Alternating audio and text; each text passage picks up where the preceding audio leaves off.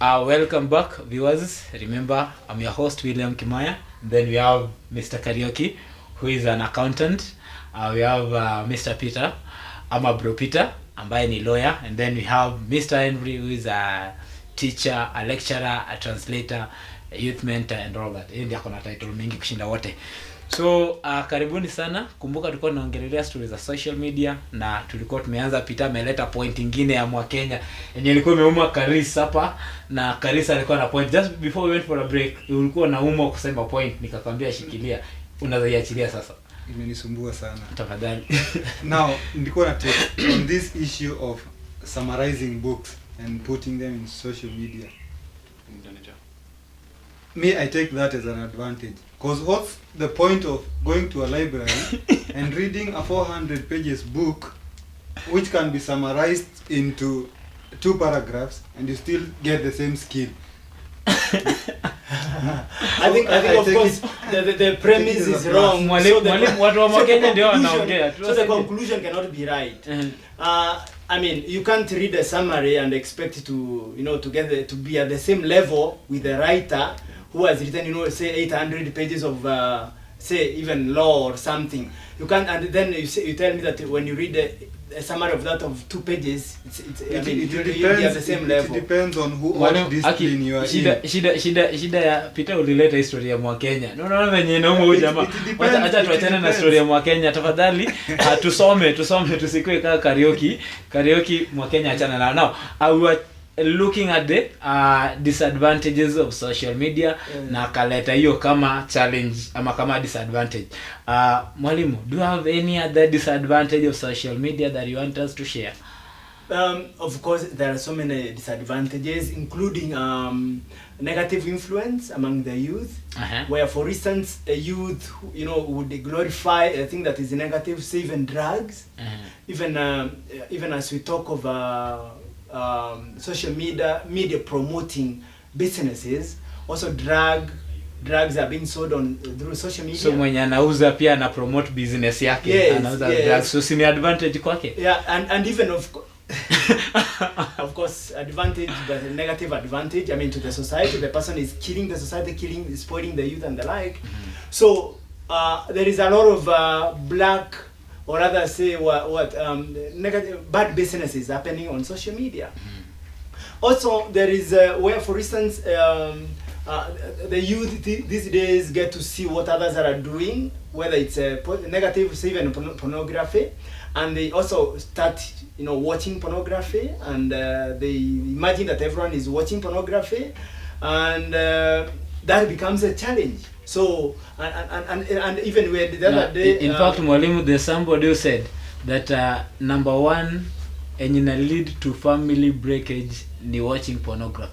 I don't know how true is it, but we are going to look for him and bring him here in this show ili aweze kutueleza how watching pornography is breaking the families.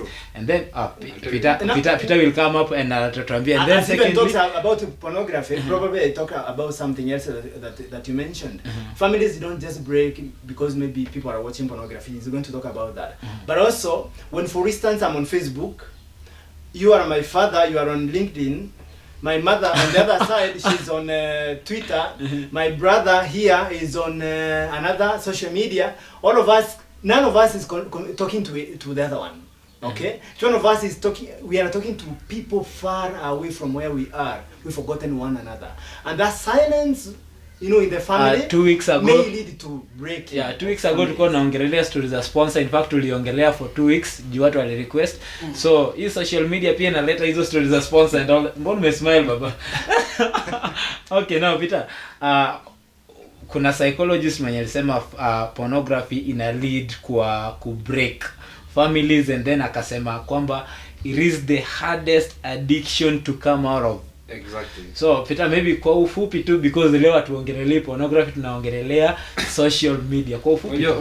First of all, sex is an addiction, yeah? An addiction, a very serious addiction. And watching pornography is one of the, not even cocaine can match watching pornography. That's why every day it's all pornographic sites are always the most viewed sites. So how pornography breaks families? First, pornography has very serious psychological effects on people. especially when a man or a woman watches pornography on a daily basis or frequently, of course they'll be affected psychologically, that they'll not be able to satisfy their partners sexually. First of all, pornography kwanza leads to, of course, people who watch pornography, 90% of them masturbate or something. They masturbate, they engage in masturbation or something. And masturbation, the way you satisfy yourself is very different from the way someone else satisfies you. So this will affect you psychologically. You'd rather go watch pornography, satisfy yourself than do that. So it creates that sense of that barrier between couples. Mhm. Yeah, they don't have that communication in the bedroom anymore. Yeah, because of pornography. Mavijana kama unajoji hawa tafadhali umesikia tu hizo story. It's very addictive. It's very addictive na it is the hardest addiction to come out of. Inasemekana bangi inakwanga ni how many years? 7. Najua ni 7 but hiyo pornography inasemekana it's even a lifetime. Yani ku come out of it it's very difficult. So those are the effects of social media. Mtu wangu tuambie ingine kama kuna ingine effect of social media. A negative effect. A negative effect. Social media, we talked of people growing economically on social media, but there are those who do negative things, or maybe they help themselves grow economically in a negative way. Like business scams. Maybe you have a friend who's investing in a certain business. Then from stories from social media, you can invest in a wrong place, and maybe the one advertising the what do I call it? The one advertising the business is a con man. Yeah. Yeah. You see, like you found people sending money online to fake investors. Yeah, there's a lot of con money shit. And the most social important, one of the most important points, yeah. Depression, the leading cause of depression is cyberbullying, and cyberbullying is a result of social media. Those who use social media and cyberbullies, basically cyberbullies, for example, we can be here with you, but you bully me on cyber. It doesn't have to be someone from another outside, place. yeah. So cyberbullying in affecting like what to psychology, and is one of the leading causes of depression. Okay, kuna history. Depression is one of the causes leading causes of death. Yeah. So it has very negative effects. And kuna historia ifikie wazazi ili come through social media. So was it negative or positive? Where can we classify that one? Is it positive or It negative? is a positive thing. It's a positive thing. It's a partly positive and partly negative. yeah, I wanted to say the same also. Yeah. On the positive side, you see, if you see your friend on social media, maybe on a negative side, you'll avoid, or his or her friends will avoid doing the same thing so that not to appear. So it helps others grow morally. On the negative side, bado na do. Yeah, When I had to go very negative, fast. You know what? It can taint your name. For instance, you can just go and take my photo and place it somehow with somebody else and say, you see, I caught them. Ifikia wazazi. Not every picture that was sent on Ifikia wazazi that was true photo. And we were just sending photos of people's even faces, so you can clearly see what is happening. But we never went ahead to ask ourselves, is this a true photo or not? So also related to what he mentioned, cyberbullying, and that's part of cyberbullying, because you just got my photo from somewhere, did a lot of photoshopping and put it there, and they say ifikia wazazi. Then my parent sees it and imagines that those are truly the things I'm doing, when probably it's not true, and the society may view me as such. So another thing that I think I want to emphasize on is tinting one's name. On social media, and especially if you are a prominent person, your name can easily be tinted by just a person saying something negative about you, and people will just start attacking you on social media. Now Thank you very much. You can even tint your career. Thank you very much. Aki msijaribu jina langu. Mi ni mweupe kama pamba. Now, gentlemen, najua the show, the aim of this show is to help young people. That's why we are looking at the challenges and opportunity for them in Africa today. So, how can this social media help young people to grow? Unajua, when we are talking of growing, we cannot grow without economic growth. So we are very particular kwa economic growth, and then again socially we are supposed to grow. We cannot assume that we are growing yet we are not growing socially. And then morally pia tunafaa ku grow. So those are the aim why we are having this show, to help young people grow socially, economically and morally. So using social media, tell us, how can we grow using social media as young people? How can social media help young people to grow socially, economically, hata kama ni politically or whatever it is? I think, first of all, social media is a good thing generally. It's a good thing for our society. It's a very good thing. For the youth, I think it provides so many opportunities for the youth to showcase their talents, showcase their what they're good at. People nowadays have blogs. Those blogs pay, because companies will see you.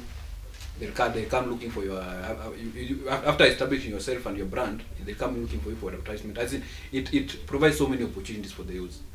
But morally, as in for us to grow morally with social media, I think we have to understand the major essence of social media. Because nowadays people live fake lives in social media, especially on Instagram. There are so many people who live fake lives, and those fake lives that people live affect so many youths. Because every hata hizo ndo zinafanya watu mademo madogo wanaendea masponsor, because they want to keep up with the life of someone else. The people advertise their good lives, not their bad side. So we have to understand that social media, the essence of social media, grow yourself positively, not negatively. Let the positive of social media. Yeah. Okay, now Karis, maybe just tackling the positive aspects zenye zitatusaidia ku grow as young people. I'll start. As young people, social media inaweza kusaidia you grow career wise. Yeah, like, or even on your talents.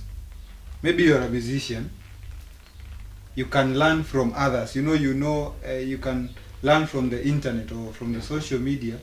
You can pick some tips from successful musicians, so that you can know what you're not doing best in your field, in your career or talent. Bwana Henry? Yes, I believe, just like you've mentioned, social media is a big opportunity for the youth today. I mean, the youth of 1960s didn't have the same opportunity that is offered by social media today. So my point is, there is an opportunity in business to learn what people are doing, and then also know what to do with your business. There is an opportunity to sell your products. Kama wewe ni kijana, you have something to sell.